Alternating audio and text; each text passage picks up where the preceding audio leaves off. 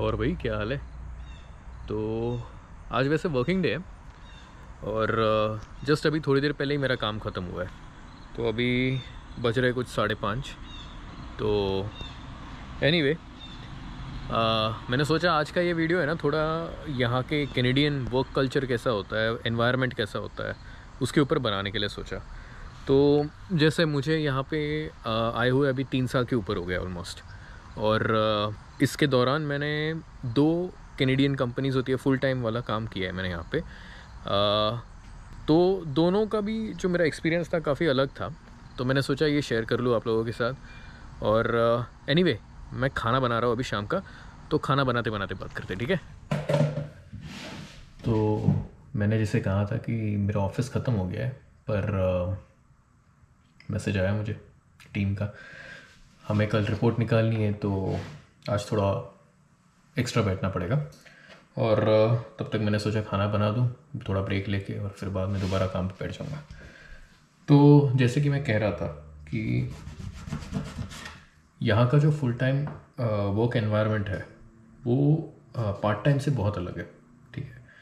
Part time के लिए मैं एक बाद में वीडियो डालूँगा जिसमें मैं बताऊँगा कि पार्ट टाइम कहाँ कहाँ किया जा सकता है, किस तरीके का होता है, वगैरह वगैरह। तो दरअसल मुझे जैसे यहाँ पे कनाडा में अभी 3 साल के ऊपर हो गए, और मैंने 2 अलग कैनेडियन कंपनीज़ में भी पूरा काम किया हुआ, पूरा फुल टाइम बेसिस पे। पर दोनों में भी काम करने का और जो उनका तरीका था वो काफ़ी डिफरेंट था। जैसे यहाँ पर फुल टाइम में भी ना 2 टाइप के होते हैं। एक होता है कॉन्ट्रैक्ट और एक होता है फुल टाइम परमानेंट। तो जैसे कि कॉन्ट्रैक्ट जैसे वर्ड बोल रहा है, तो कॉन्ट्रैक्ट का मतलब होता है एक फिक्स्ड पीरियड के लिए। तो 1 साल का होता है, 6 महीने का होता है, 2 साल का होता है, वगैरह वगैरह। परमानेंट फुल टाइम में आप जब तक रिज़ाइन नहीं कर रहे हो या फिर जब तक कंपनी आपको ना निकाले तब तक आप काम कर रहे हो वहाँ पे। तो दरअसल इसके अलावा भी इसमें एक चीज़ ये होती है कि जो पेमेंट होती है, जो आपका पेरोल होता है, पेरोल भी जहाँ तक मुझे पता है 2 तरीक़ों का होता है। एक होता है आवरली बेस्ड और एक होता है सैलरी बेस्ड। तो आवरली बेस्ड में आप जितने घंटे काम करते हो, जैसे अगर आपकी एक दिन की शिफ्ट 8 घंटे की है, जो यूजुअली होती है 7.5 या 8 घंटे की, आपको उसके पैसे मिलेंगे। तो आपके 8 घंटे के पैसे मिलते हैं आपको, ठीक है? और इसमें आपका लंच ब्रेक इंक्लूडेड नहीं होता।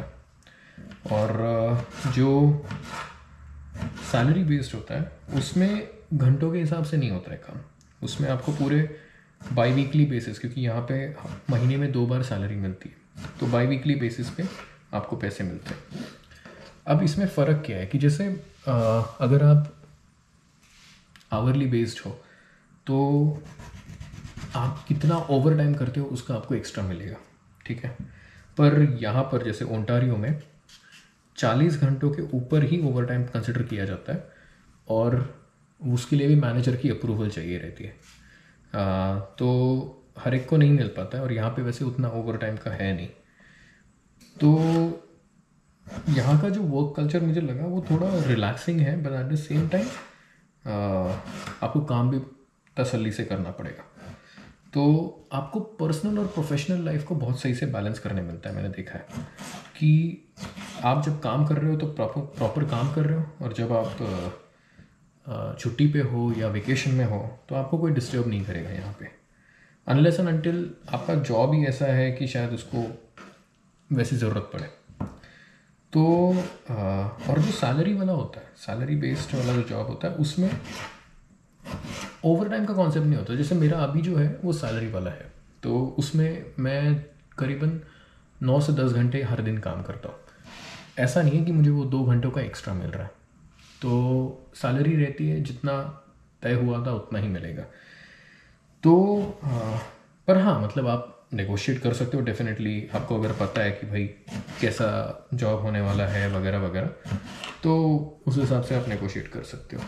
और जो एक और चीज़ है, मेरा जो पहला जॉब था वो आवरली बेस्ड था। उसमें मैंने नोटिस किया था कि मैनेजर यूजुअली आपको रखेंगे नहीं ज़्यादा, 8 घंटे से ज़्यादा, बोलेंगे ठीक है आप निकल लो, कल कर लेना काम।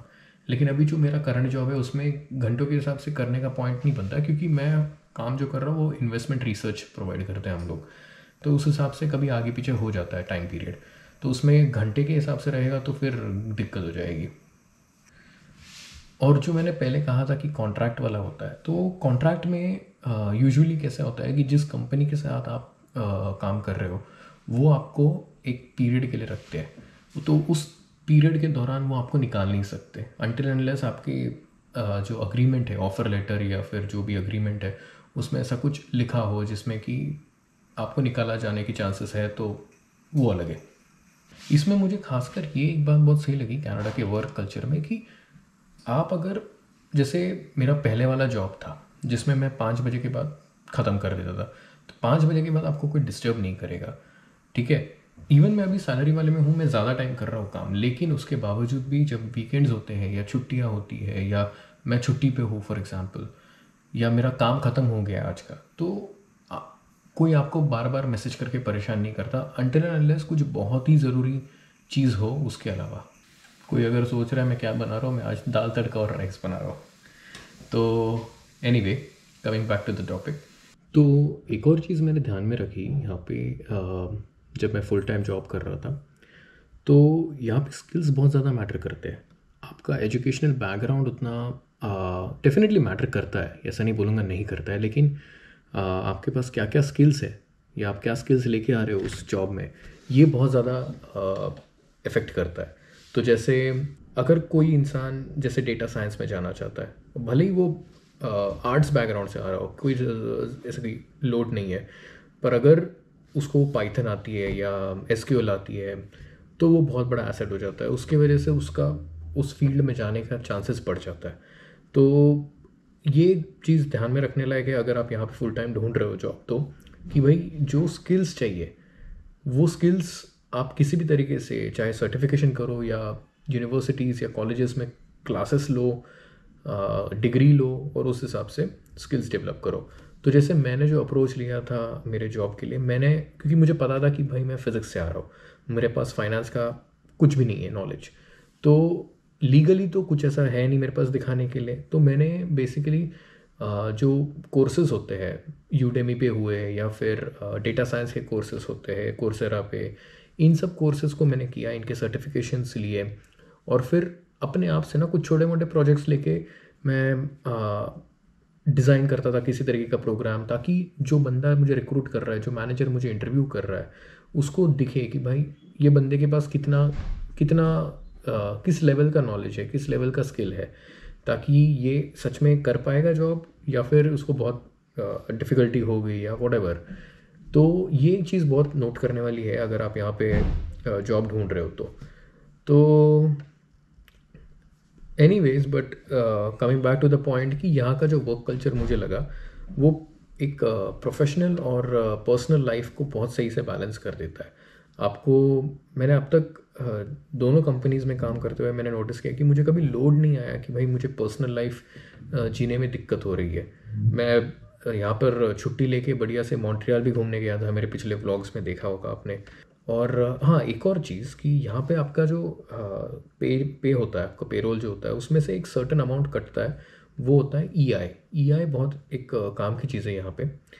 ईआई इसको बोलते हैं एम्प्लॉयमेंट इंश्योरेंस। तो इसका फंडा ये है कि कल को अगर जैसे कोविड-19 में कई लोगों की जॉब्स चली गई थी, कई लोगों को ले ऑफ कर दिया गया था, तो ऐसा अगर कुछ सिचुएशन आता है जिसमें आपको निकाल दिया जाता है जॉब से, तो आप वो ईआई जो है वो क्लेम कर सकते हो, क्योंकि आपके पेचेक में से वो कटते गए हैं हर महीने। तो हर पेचेक में से अगर ईआई कट रहा है आपका, तो आप उसको क्लेम कर सकते हो, और जब तक आपको दूसरी जॉब नहीं मिलती तब तक वो आपको पे करते रहेंगे एज अ सैलरी पकड़ लीजिए या एक इंश्योरेंस क्लेम पकड़ लीजिए, हर महीने के बेसिस पे आएगा। बट ये काम की चीज़ें जो ध्यान में रखने लायक है। तो ये कुछ चीज़ें जो है ना, मुझे लगी कि यार ये बहुत बढ़िया करके रखी है यहाँ के वर्क कल्चर ने, कि आप काम फिर उस हिसाब से आप अपना काम भी 100% अच्छे से करके दोगे उनको, क्योंकि आपको अगर इतने बेनिफिट्स मिल रहे हैं, आपको इतना अच्छा लाइफस्टाइल मिल रहा है, आपको रिलैक्सेशन मिल रहा है, आपके पर्सनल लाइफ में कोई दुविधा नहीं आ रही है उसके वजह से, तो कोई क्यों ना दे यार अपना best. So anyway guys, I hope ये वीडियो किसी के काम आया हो, और अगर कुछ क्वेश्चंस है तो प्लीज़ ड्रॉप करिए कमेंट्स में। एंड या वंस अगेन, जिन्होंने भी सब्सक्राइब किया है, thank you so much guys, really really appreciate कर रहा हूँ मैं यार। ज़बरदस्त चीज़ है, मैंने कभी सोचा नहीं था कि 100 के ऊपर मेरे का 150 के ऊपर हो गए सब्सक्राइबर्स। 184 थे लास्ट मैंने चेक किया था। तो thank you so much guys. जिन्होंने नहीं किया कोई बात नहीं यार, आराम से जब भी मन करे कर लेना, कोई प्रॉब्लम नहीं है, ठीक है। चलो फिर बाय।